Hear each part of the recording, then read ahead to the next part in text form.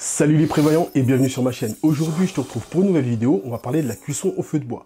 Pourquoi je te parle de la cuisson au feu de bois? Parce que c'est le système low-tech le plus simple pour pouvoir cuisiner. On utilise ça depuis la nuit des temps, on cuisine au feu de bois. Alors pourquoi je te parle de ça? Chez moi tout fonctionne à l'électricité. Il me fallait un système le plus simple possible pour pouvoir cuisiner à mes enfants en cas de panne d'électricité. Étant donné que je suis complètement dépendant d'EDF, il me fallait un système de préférence low-tech pour pouvoir pallier à ce problème en cas de pépin. Donc c'est pour cette raison que mon choix s'est porté sur un poêle à bois. Un poêle à bois parce que c'est la matière première, la biomasse, elle est gratuite, pratiquement. Donc tu trouves partout du bois, surtout dans le sud, c'est pas ce qui manque. Dans ma logique, si un jour le coût de l'électricité augmente drastiquement, je vais devoir faire des choix économiques pour pouvoir dépenser le moins d'électricité possible pour payer moins cher à la fin du mois. Et si tu veux, quand tu fais un bilan énergétique de ta maison, ce qui consomme le plus au niveau de l'électricité, c'est la plaque vitrocéramique, ça va être le four, ça va être également les convecteurs. Tout ça, ce sont de l'électroménager énergivore. Donc si je dois uniquement garder l'électricité pour la lumière et peut-être pour le chauffage, il faudrait que je fasse des économies sur d'autres choses. Et la plaque vitrocéramique, qui me sert actuellement pour cuisiner, elle consomme énormément, surtout à l'allumage. Donc c'est vrai que avoir un système au cas où pour pouvoir faire des économies, si le besoin se présente, j'aurai un système pour pouvoir continuer à cuisiner. Alors, tu vas me demander pourquoi je ne me suis pas porté sur un système qui fonctionne au gaz. Alors oui, c'est un système économique. Oui, le gaz coûte actuellement pas trop cher, mais je ne suis pas à l'abri que dans les années à venir, le prix du gaz augmente également. Autre chose, chez moi, tout est électrique. Donc je dépends d'EDF, je dépends d'une centrale nucléaire pour avoir de l'électricité. Pareil pour le gaz. Même si actuellement c'est pas cher, on peut acheter 2 bouteilles de gaz, ça peut te tenir une année. Mais je dépends toujours d'une usine, parce qu'il faut une usine pour embouteiller ce gaz dans les bouteilles. Donc, je voulais un truc vraiment low-tech, le plus simple possible. Donc je me suis demandé comment faisaient les gens qui n'avaient pas accès à l'énergie comme l'électricité ou le gaz pour pouvoir cuisiner. Et il se trouve qu'à l'heure actuelle, en 2021, 40% de la population mondiale cuisine quotidiennement au feu de bois. Donc je me suis dit, on va pas réinventer la poudre, on va faire à l'ancienne, on va cuisiner au feu de bois. Autre chose, je suis originaire d'outre-mer. Et à l'époque, les anciens n'avaient pas accès à l'électricité ou au gaz, ça coûtait trop cher. Donc, ils cuisinaient au feu de bois. Avec le temps, ils ont eu accès à l'électricité et au gaz. Alors même s'ils cuisinent au gaz ou à l'électricité tous les jours de la semaine, le week-end, lorsqu'ils reçoivent du monde, ils sortent la grosse marmite en fonte créole et ils cuisinent au feu de bois. Parce que quand tu as l'habitude de manger toute ton enfance, pour les connaisseurs, ils savent de quoi je parle, quand tu manges de la cuisine au feu de bois, ça n'a pas du tout le même goût. Et c'est même meilleur. Donc, quand tu reçois du monde, tu as envie de leur proposer le meilleur. Et le meilleur, pour nous, c'est une cuisine faite dans une marmite en fonte au feu de bois. La cuisson au feu de bois, ça me rappelle d'autres choses, ça éveille d'autres souvenirs pour moi.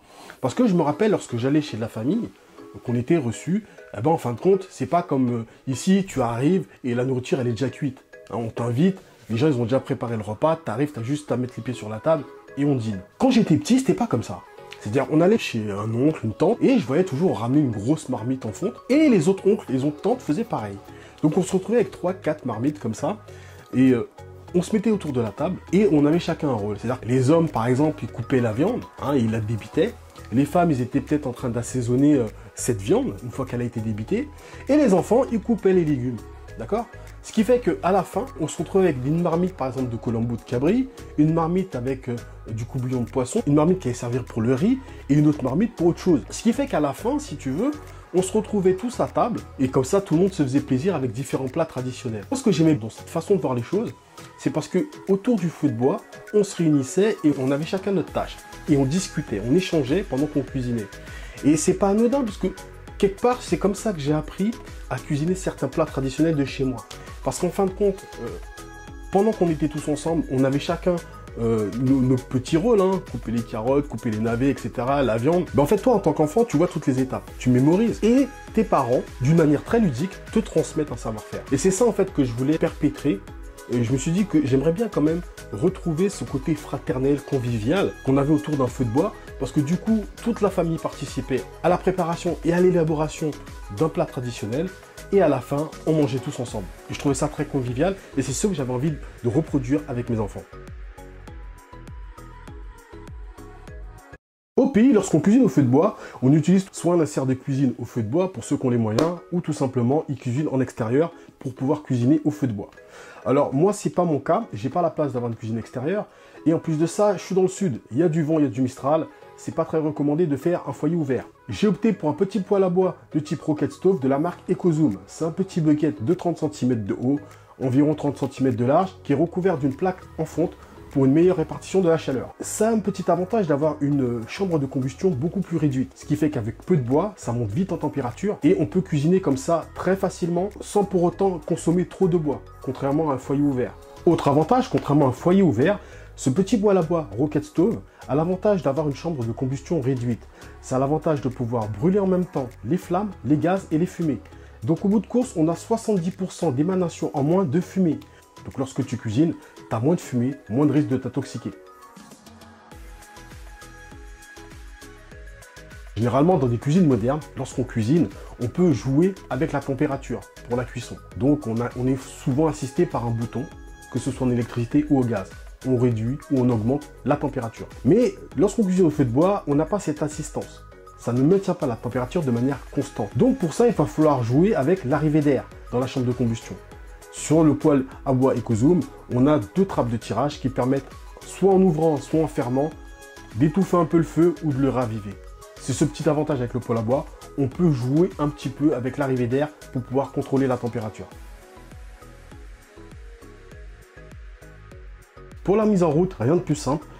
Le poêle à bois EcoZoom est fourni avec un support de bois pour pouvoir mettre tes branches ou tes petites bûchettes. L'allumage se fait plutôt facilement, il suffit de remplir l'intérieur de la chambre de combustion avec un peu de carton, un peu de feuilles mortes, du branchage, des brindilles, toutes sortes de biomasse et rajouter sur le support de bois tes plus grosses branches. Ça s'allume assez facilement avec un briquet. Je me suis aussi amusé à allumer mon poêle à bois avec un allume-feu solaire de ce type, une sorte de grosse loupe qui augmente les rayons du soleil et qui permet d'allumer un feu en forêt. Et ça marche très très bien.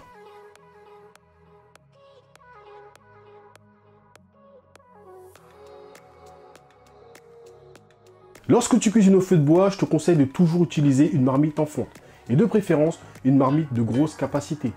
Généralement, moi je dirais toujours une marmite où tu puisses cuisiner pour 10 à 12 personnes. Bien souvent, beaucoup de personnes pensent qu'un petit réchaud de camping suffira lorsqu'il y aura une coupure d'électricité pour cuisiner à la maison. Mais je peux te garantir que lorsque tu as une famille, c'est loin d'être suffisant. Pour une ou deux personnes, je dis pas. Mais lorsque tu as plusieurs personnes qui composent ta famille, c'est toujours mieux d'avoir une grosse marmite pour cuisiner pour tout le monde en même temps. L'avantage avec la marmite en fonte, c'est que ça va bien répartir la chaleur lorsque ça va cuire. Ça va donner ce petit côté compoté qu'on aime bien lorsqu'on cuisine un ragoût ou autre. Comme on dit souvent, c'est dans les vieux pots qu'on fait les meilleures confitures. Et pour ce coup-là, c'est bien vrai. Une bonne marmite ancienne en fonte, ça marche très bien. Lorsque tu cuisines au feu de bois, il y a une logique à comprendre parce que ça monte vite en température, surtout avec un poêle à bois de type Rocket Stove. Tu peux facilement brûler ta nourriture. Lorsque tu es dans une situation dégradée et que tu as des enfants à nourrir, il ne faut pas que tu te loupes. Donc il faut que tu t'entraînes. Et ce que tu dois bien comprendre, c'est que contrairement à la cuisson classique, sur l'électricité ou au gaz, bien souvent tu vas commencer par faire revenir les oignons. Pendant que les oignons sont en train de revenir, tu vas peut-être baisser un petit peu le feu. Ça te donnera le temps de pouvoir couper peut-être tes autres légumes ou ta viande et de les mettre petit à petit. Lorsque tu cuisines au feu de bois, c'est pas pareil. Tu peux pas baisser la température aussi facilement qu'avec l'électricité ou le gaz. Donc ça demande une petite logistique à comprendre. Et une fois que tu l'as intégré, c'est très bien. Le truc qu'il faut faire, c'est que lorsque tu cuisines au feu de bois, tu dois à l'avance tout couper.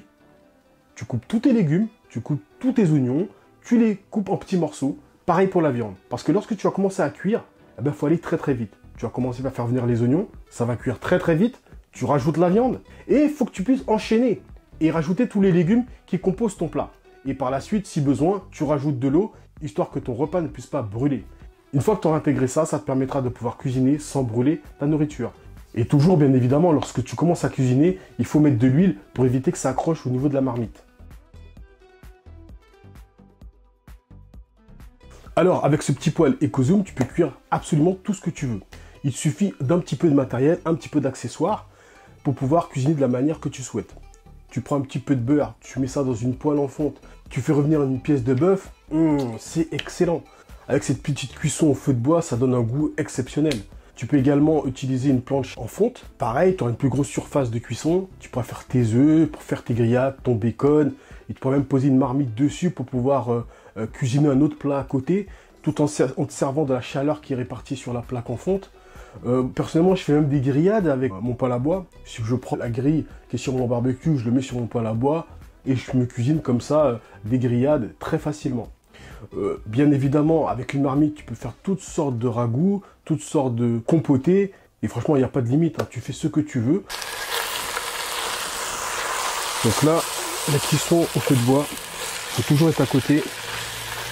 Faut pas que ça brûle trop, faut remuer.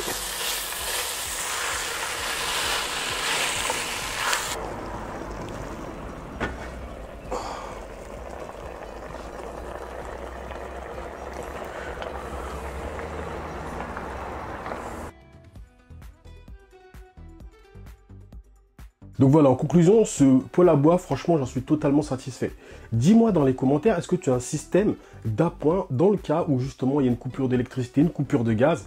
Est-ce que tu as un moyen de pouvoir continuer à cuisiner pour tes enfants en cas de pépin? Je te laisse répondre dans les commentaires. Si par exemple, toi aussi, tu as envie de pouvoir t'équiper d'un poêle à bois EcoZoom, je te mettrai un lien dans le descriptif sous la vidéo pour que tu puisses le trouver très facilement. C'est des liens affiliés. Évidemment, ça ne te coûtera pas plus cher, mais si tu passes par un de ces liens, ça permet de soutenir la chaîne pour pouvoir te proposer des contenus toujours plus intéressants. Donc voilà, n'oublie pas de me laisser un petit pouce bleu, frais et croustillant, partage ma vidéo, et je te dis à très bientôt pour une nouvelle vidéo du Citoyen Prévoyant. Ciao, ciao, ciao!